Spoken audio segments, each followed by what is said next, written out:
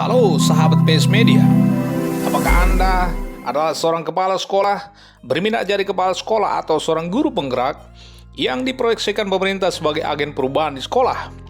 Untuk Anda lah video ini dibuat. Di satu sisi, jabatan kepala sekolah atau kepala madrasah menjadi salah satu jabatan yang diidamkan sekaligus dihindari dalam tanda kutip banyak orang, khususnya guru. Di sisi lain, pemerintah terus mengupayakan peningkatan kompetensi kepala sekolah. Yang terbaru, Permendikbudristek nomor 40 tahun 2021 tentang penugasan guru sebagai kepala sekolah mensyaratkan calon kepala sekolah harus sudah mengantongi sertifikat guru penggerak.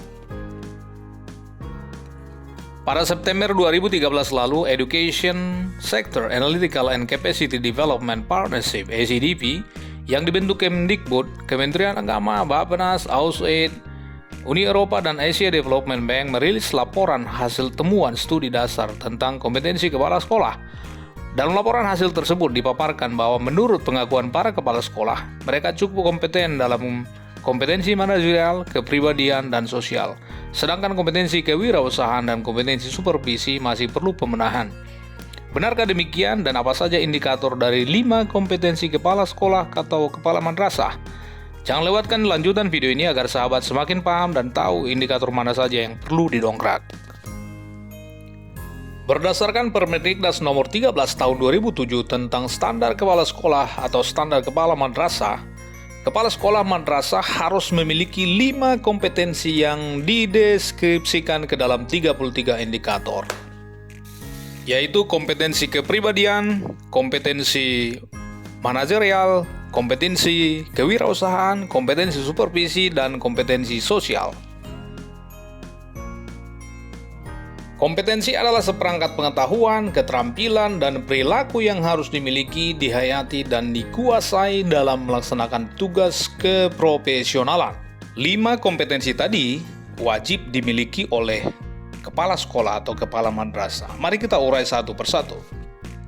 Yang pertama, kompetensi kepribadian. Kompetensi kepribadian kepala sekolah atau kepala madrasah dapat didefinisikan sebagai konsep dinamis yang menggambarkan pertumbuhan dan pengembangan keseluruhan sistem psikologis kepala sekolah serta kemampuan untuk menjadi teladan dalam melaksanakan tugasnya sehari-hari. Adapun indikator kompetensi kepribadian yang harus dimiliki oleh kepala sekolah atau kepala madrasah adalah sebagai berikut. Yang pertama, berakhlak mulia, mengembangkan budaya dan tradisi akhlak mulia, dan menjadi teladan akhlak mulia bagi komunitas di sekolahnya. Yang kedua, memiliki integritas kepribadian sebagai pemimpin. Yang ketiga, memiliki keinginan yang kuat dalam mengembangkan diri sebagai kepala sekolah atau sebagai kepala madrasah. Yang keempat, bersikap terbuka dalam melaksanakan tugas pokok dan fungsi. Yang kelima, mengendalikan diri dalam menghadapi masalah dalam pekerjaan sebagai kepala sekolah atau kepala madrasah. Yang keenam, memiliki bakat dan minat jabatan sebagai pemimpin pendidikan. Kompetensi kedua adalah kompetensi manajerial. Kompetensi manajerial kepala sekolah berkaitan dengan kemampuan dalam merencanakan, mendayagunakan, mengelola perubahan, serta mengembangkan sumber daya sekolah secara optimal menuju organisasi pembelajaran yang kondusif, efektif, kreatif, dan inovatif. Adapun indikator kompetensi manajerial berdasarkan Permendiknas nomor 13 tahun 2007 tentang standar kompetensi kepala sekolah atau kepala madrasah adalah sebagai berikut.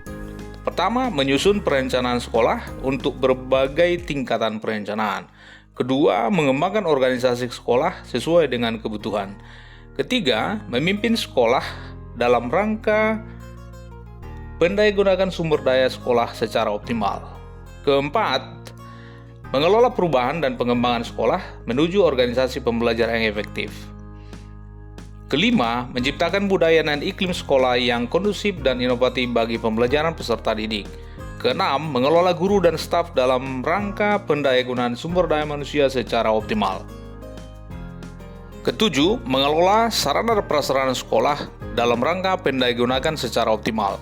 Kedelapan, mengelola hubungan sekolah dan masyarakat dalam rangka pencarian dukungan ide, sumber belajar, dan pembiayaan sekolah. Kesembilan, mengelola peserta didik dalam rangka penerimaan peserta didik baru dan penempatan dan pengembangan kapasitas peserta didik. Yang ke-10, mengelola pengembangan kurikulum dan kegiatan pembelajaran sesuai dengan arah dan tujuan pendidikan nasional.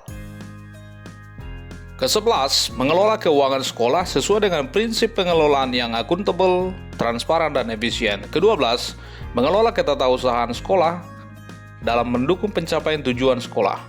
Ke-13, mengelola unit layanan khusus sekolah dalam mendukung kegiatan pembelajaran dan kegiatan peserta didik di sekolah. Ke-14, mengelola sistem informasi sekolah dalam mendukung penyusunan program dan pengambilan keputusan.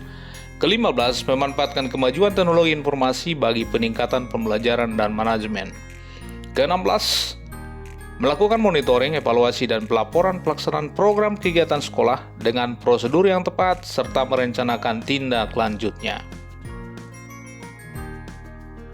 Kompetensi ketiga adalah kompetensi kewirausahaan. Kompetensi kewirausahaan meliputi perilaku inovatif, kerja keras, motivasi yang kuat, pantang menyerah, dan kemampuan mengelola kegiatan produksi atau jasa sebagai sumber belajar peserta didik. Ya, indikatornya adalah yang pertama, menciptakan inovasi yang berguna bagi pengembangan sekolah. Kedua, bekerja keras untuk mencapai keberhasilan sekolah sebagai organisasi pembelajar yang efektif. Ketiga, memiliki motivasi yang kuat untuk sukses dalam melaksanakan tugas pokok dan fungsinya sebagai pemimpin sekolah atau pemimpin madrasah. Keempat, pantang menyerah dan selalu mencari solusi terbaik dalam menghadapi kendala yang dihadapi di sekolah.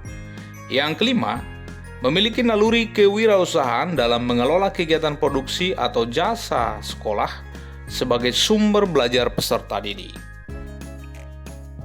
Kompetensi keempat adalah kompetensi supervisi. Kompetensi supervisi kepala sekolah atau kepala madrasah adalah kemampuan tata kelola mulai tahapan perencanaan, pelaksanaan, evaluasi, dan tindak lanjut hasil evaluasi, sehingga program supervisi akademik dapat meningkatkan kemampuan profesional guru yang berdampak terhadap peningkatan mutu proses dan hasil pembelajaran.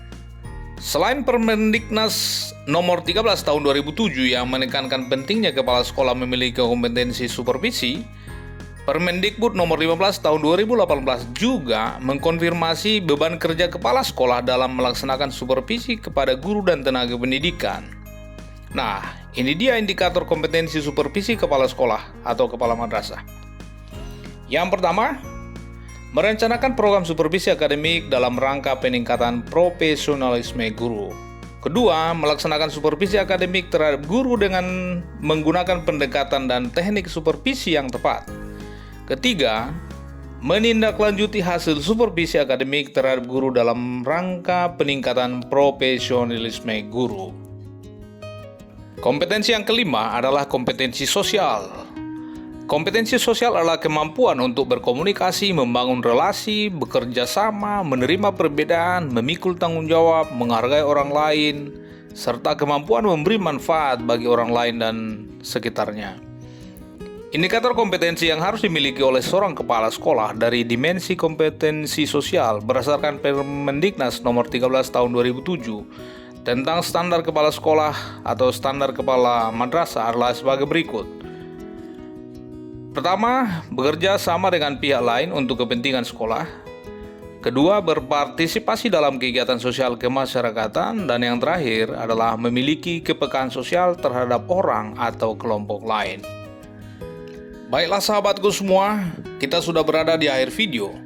5 kompetensi dan 33 indikator kompetensi kepala sekolah madrasah sudah kami paparkan.